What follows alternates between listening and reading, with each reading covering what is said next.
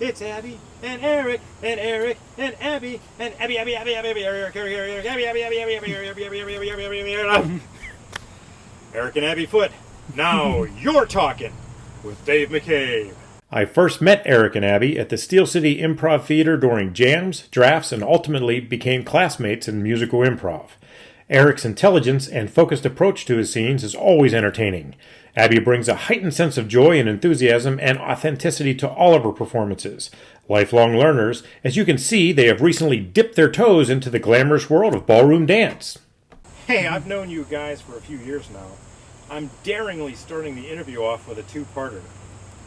When did your improv journey begin, and what led you to the craft of improv? Well, I mean, I guess there's really kind of two answers to that, because we started attending shows for, probably back in like 2014, maybe. This is before we were even married. Yeah, it was like our date night, because third date in, we were, skating, and I just kind of said to him, you know what I really like? I like Who's Line. I've been watching Who's Line all day, and I can't get the song out of my head.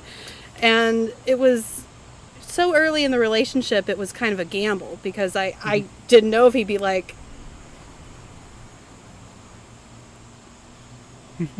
But... So how did you finally get talked into doing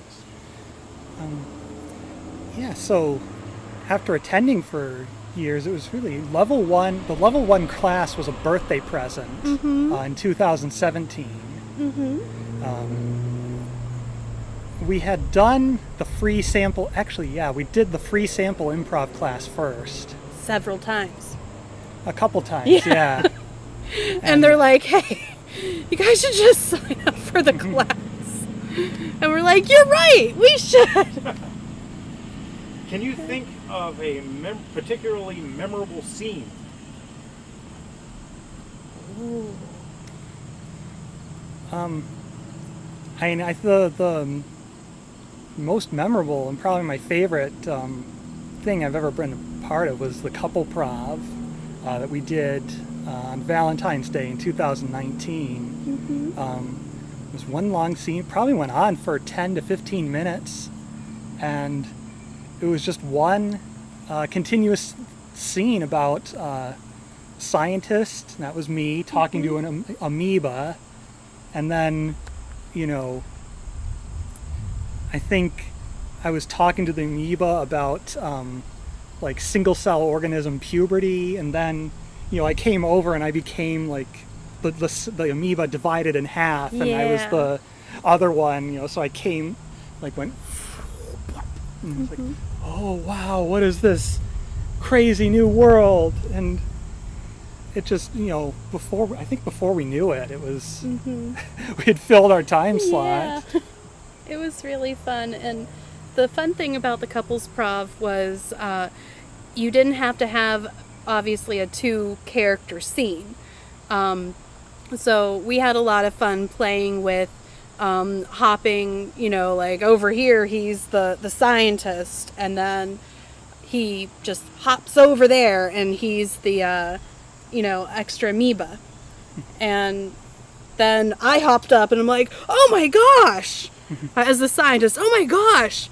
You split into two! And then I popped back as the other amoeba, and so it was very high energy doing prov with two people, so that was really fun.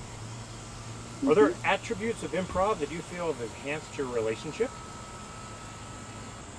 I think, what the improv mentality really does is it allows us to have fun doing normal, everyday things. Yeah. We watch TV shows and add our own characters to the scene.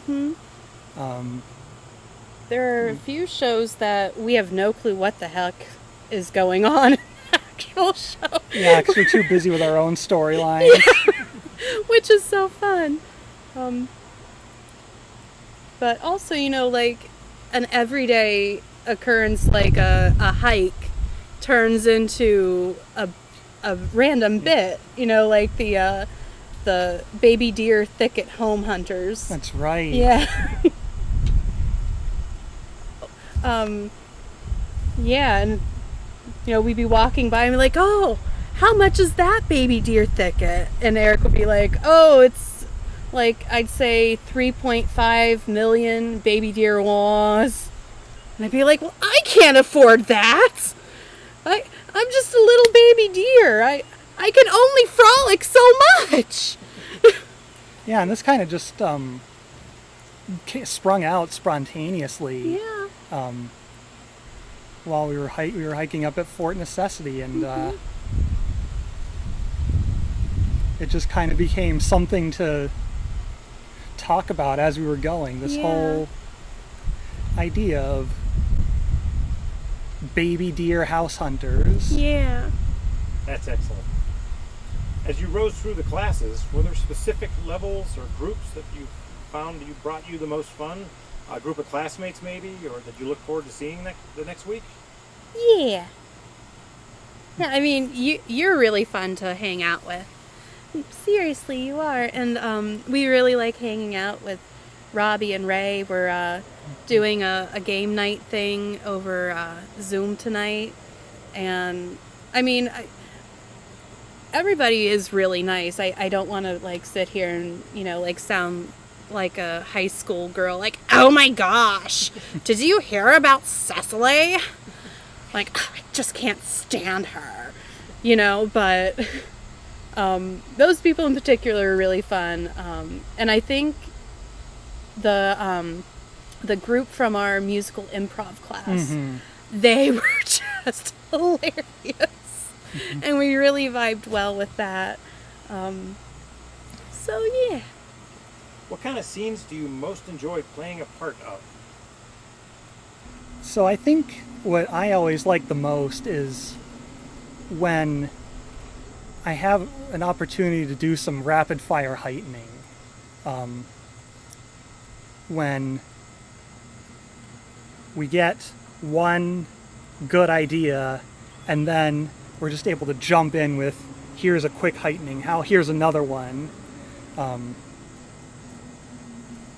I did one scene where the game just ended up being, we had a character. I wasn't the one playing the character, but she was solving people's problems by just drawing pictures or saying like, oh, it's okay because I drew you this flower. And it was just such a perfect opportunity to just jump in and, heighten the problems that she was solving from, just a small thing that was, like losing a job or something to, I ended up at nuclear war. And, so I was just able to tag in and be like, now on the 6 o'clock news, the worst has occurred. But we do have some good news. And like, she knew exactly where I was going with it. And, so I think any time that I get an opportunity to just step in and be like, that thing that you just did, let's do it again, are my favorite, because it's so satisfying to step in with some idea of where I want this to go and have the other person just pick up on it. Mm-hmm. Yeah. Is there a class show that sticks out in your minds for any reason? I have a couple. I feel like I'm always the first one to answer, and I don't. Well, that's because I talk a lot, and I want to give you a chance to talk. Aww. I was thinking the same thing. That's why no, we're so I was perfect. thinking that I talk too much, and I wanted to give you a chance. Aww. But level 2 and level 3, those two class shows just ended up going amazingly well. I think for level 2, it really didn't even feel like I needed to work. I played a character who was going to prison, but I was like going back. I'd been there before. The whole game was like I was saying hi to my old friends, and they were like, "Oh yeah, we saved your bed for you," and I was like, "Oh, you got my copy of the Da Vinci Code. I was looking forward to finish reading." It was like ended up being like just this welcome home type thing, and me looking forward to getting back into the routine of it. And then Michael Miller, one of the people who was in our class, he was the guy who had gotten arrested with me, and he was just would pop out from the sidelines and be in some horrible predicament, and then just pop back to just kind of contrast with what I was doing. And it's like everything just felt like the scene in the game was there, and I didn't even have to work for it. And he just walked up on stage, and it was just the longest monologue of a car and a gopher. And like, I don't even know. It ended up being the funniest part of the evening, because we just kind of took that batshit crazy idea and ran with it, so that was fun. But. So, tell me about performing musical improv. I love it. I love it so much. Mm-hmm. It's like it was made for me, right? Yeah. Yeah. I'm always singing. Mm-hmm. How does it feel for you to sing a made-up on-the-spot song? Very naturally. Very naturally. Before the pandemic hit, I taught as a substitute teacher, and I mean, that's all I did for the most part. I just kind of sang my instructions, because put your name on the top of the paper with your student number doesn't register as well as put your name and student number at the top and stop. So it's kind of, just like, oh, hey, I got another audience, and this time they're, they can drive and legally vote, and, they find the singing charming, right? Right? Right? Yeah. Yeah. So you both are accomplished improvisers, and now I hear you've turned your focus to ballroom dance. What led you to Tripping the Lights Fantastic? So that was actually just like how our level 1 class was a birthday present. The dance lessons were a birthday present 2 years earlier. Mm-hmm.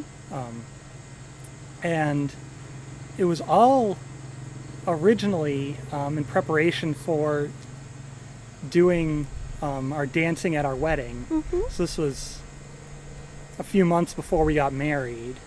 The present was a set of 8 lessons to go over some basics and go over some stuff for our first dance, because at that point I'd never danced before. Mm-hmm. At least not really. I mean, like a little bit at high school prom, and that's about it. Yeah.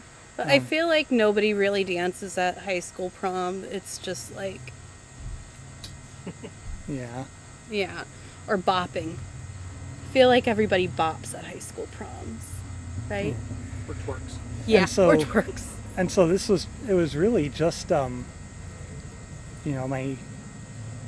in-laws thought it would be a good idea for me to at least have something to go into the wedding with. Mm-hmm. Would you say they're right? Yeah, it was a good idea. Yeah. Wow. Yeah. Okay, now, I need you each to answer this question simultaneously. No looking at each other. Okay. What's your favorite style of dance to dance to? 1, 2, 3. Hustle! Cha-cha. All right, Abby. Why? Oh, that's a good question. Hustle's just, it's one of the first dances that we learned. And it's insanely easy. It's kind of like the band kid in me is like, oh, this is just marching to a beat. But there's lots of, like, you can do a lot of turns, and I love turns, and the music's just very happy. Abby and Eric Foote, I'm so glad to have you as guests on Now You're Talking with Dave McCabe. Hey, how about one more dance number? All right, quit fooling around, you two. No.